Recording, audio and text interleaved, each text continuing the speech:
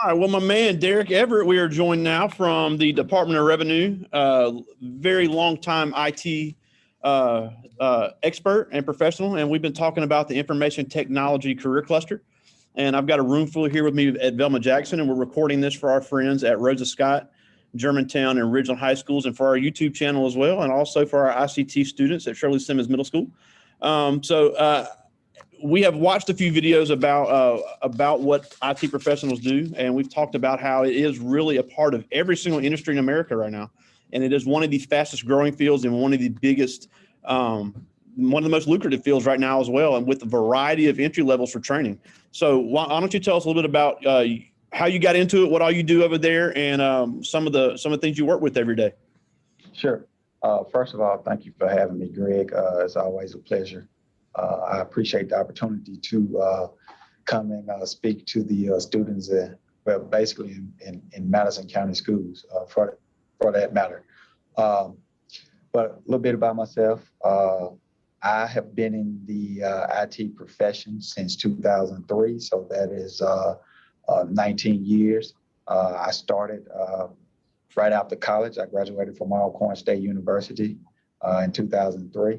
So I've always wanted to be a IT professional. It was always a lifelong dream of mine, and I can truly say it's been very rewarding for me.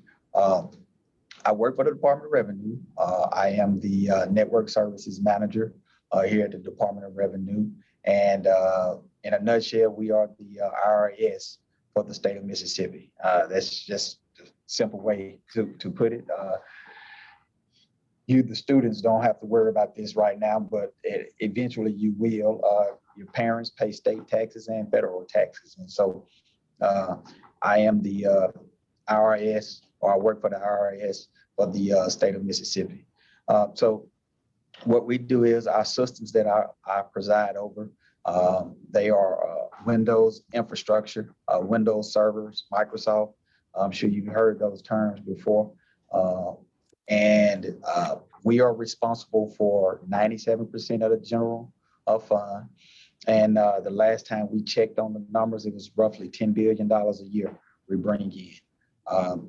So I think when Greg started inviting me to this, to do this session with you guys, I think it was around $8 billion. So that I've been with the Department of Revenue for 2 years. So we've definitely increased the revenue that's being generated for the state of Mississippi. So right now it's at $10 billion. So in the event that a server goes down, the governor will have to issue a state of emergency. So, and so just right now, currently, for the past 2 weeks, we have been dealing with an IRS audit. We've been getting audited by the IRS, and what they do is they audit us every 3 years, and they're making sure that our systems are in compliance with a publication that they call Pub 1075. And so we have to meet certain guidelines on the systems that I preside over. So they've done a technical audit of our systems. And so I've been involved with those for the past 2 weeks. Yeah, and the thing is, yeah, y'all bring in a lot of revenue, but with your job in particular, you do not have a finance background. You are not a finance person. And, I've been trying to explain the last couple of days that every industry has network people, they have software people, they have to have computer people to do business, whether it's McDonald's, whether it's Holiday Inn, whether it's Nissan, whether it's Department of Revenue. These jobs are, a finance person cannot be bothered to get the IT training as well. That's where your expertise comes in, because like you said, with $10 billion at stake, those servers have to be up and running, or people don't get paid. Bills don't get paid. Services don't happen for the people of our state. So how portable are these skills, and how needed are they across these industries? IT skills are needed in every industry, every business, information technology field. They are the backbone, the foundation of any organization. You can't go to any organization. If you see any business, McDonald's, Wendy's, at their corporate offices, they have an IT department. Yep. So Walmart, I mean, everything is done online now. Everything is technical. When you go into a Wendy's or McDonald's, you see the screens. I mean, that's all IT related. Yeah, and then and also, it's not just that, in healthcare and in and even just the apps. I mean, these kids know Snapchat and TikTok, but there's a lot, there's apps that are needed to do business. So that there's a lot of money to be made because there's a lot of money at stake. Now I know you went to Alcorn State, which obviously has a great computer science program, always has. But also right now, unlike other industries, IT is special in the fact that the college degree is great and it can be useful for you, but there's also other ways to enter the field because Holmes Community College in Ridgeland has a 1-year certification program that can get an AA. And right now in the military, the IT training in the military cannot be measured with the type of new technology they're dealing with every day. And just from my other guests, we're hearing that in the military, they can be in the military 5-6 years, get the IT skills, get trained on the newest technology, newest software, and then move to work for somebody like you guys because they've had the training and the experience. Now, how true is that when it comes to the IT field? Is it all only college related, or is it more skills and experience related? More skills and experience related. I've seen guys, I know one person in particular, he has an associate's degree, but he has experience and he's making over 6 figures. Wow.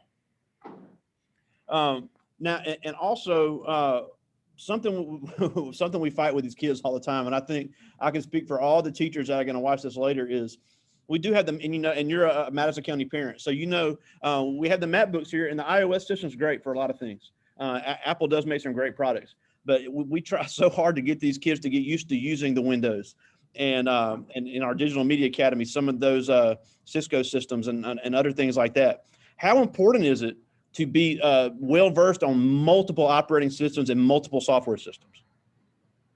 Absolutely. Right now, I've been what we call in tune enrolling some cell phones, and we have to do that through a Mac.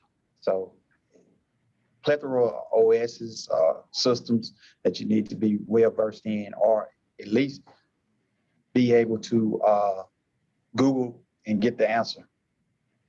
Yeah, because I've never had a job where I did not know how to use multiple operating systems, whether I was selling cell phones or as a teacher. It's just something you're going to have to do. And then especially if you're going to work in a technical field, because you may be trained, you maybe have all the iOS system certifications in the world, but if the company does business on a different operating system, you're going to have to know that operating system. It's not going to change because you don't know how to do it. Absolutely. Yeah. And also some of the videos we watched, we saw the software and the hardware side. And I know you're a big hardware junkie, and I know you really like all that stuff. And IT is not just sitting behind a desk. There is a lot of hands-on, taking apart equipment, inspecting equipment maintenance. So if somebody's into that type of stuff on the technical hardware side, what type of opportunities are there, and how much of a mix is it in some of these jobs?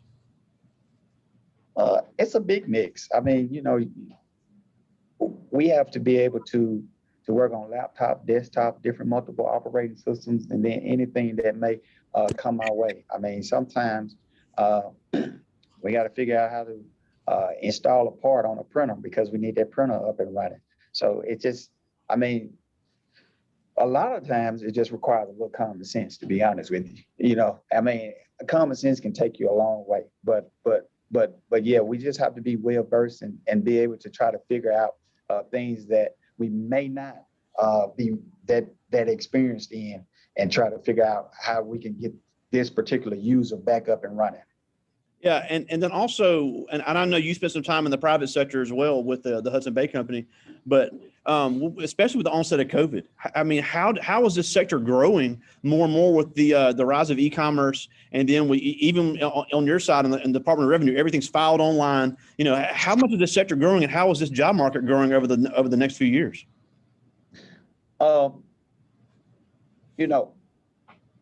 Repeat that question one more time. How is this job market growing over the next few years because of COVID? The job market, more and more e-commerce is needed.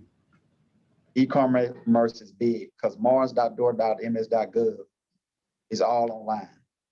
So, I mean, everything is done on the web. It's all about the internet now. I mean, people now are actually accessing their desktops over the internet. It's called VDI, virtual desktop infrastructure.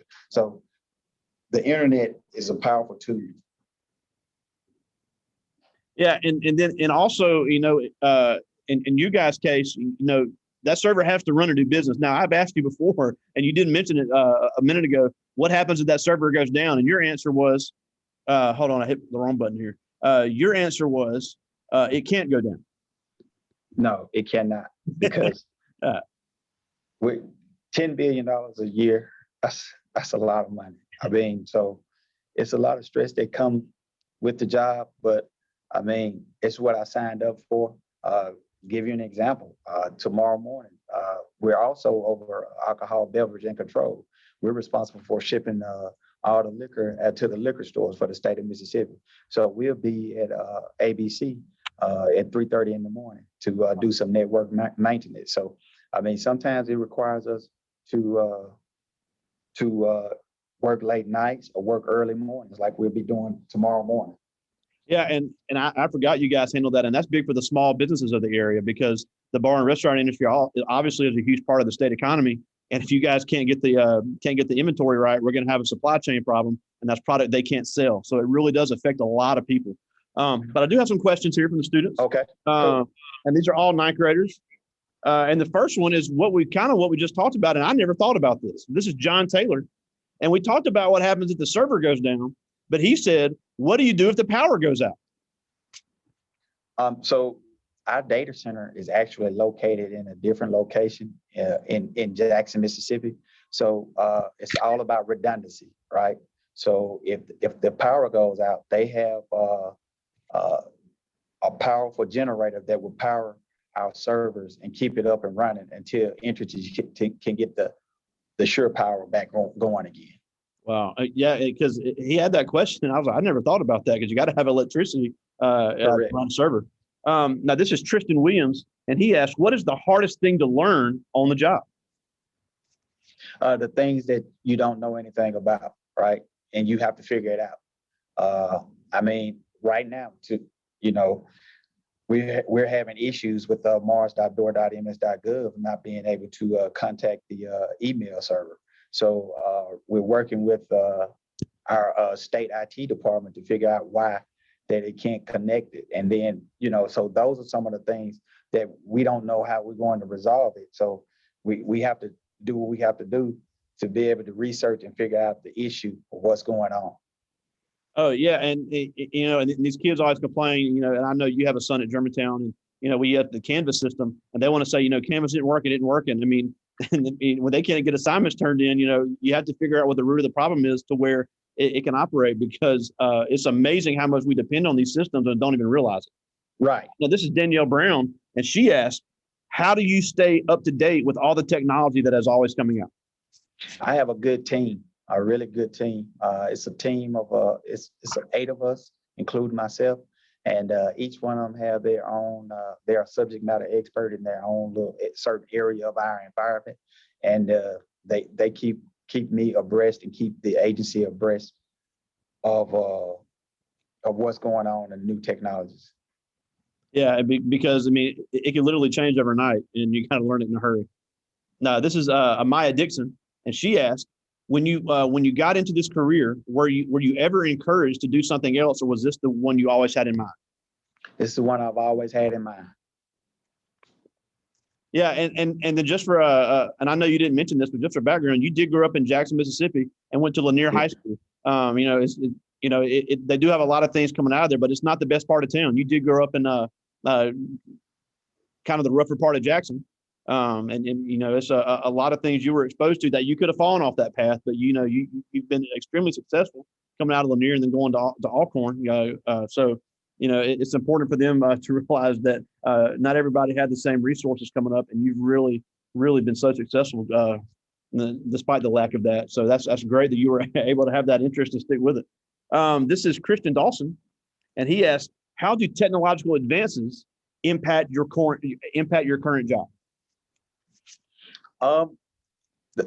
Really, the main thing that we like to really focus on when you're in a field that I'm in and in the position that I'm in is security, because you want to work on security as the foundation and work your way up, right? You want to have good security posture and build upon that, because obviously bringing in $10 billion a year, that puts you at the top list of having a data breach, right? So you want to build your foundation upon security. Yeah, and now, you know, with all these cyber attacks, that is probably one of the most important skills you can learn. And more, you know, people going the college route. Right. They have degrees in cybersecurity now. Well, that's what you specialize in, because companies are willing to pay good money to make sure their money isn't stolen. So they much rather pay an employee than have somebody steal it from them. Now, this is Robert Branson. This is an interesting question, because we talked a little bit about the education and the technology skills, but he asked, how did your education at Alcorn prepare you for this job? It don't.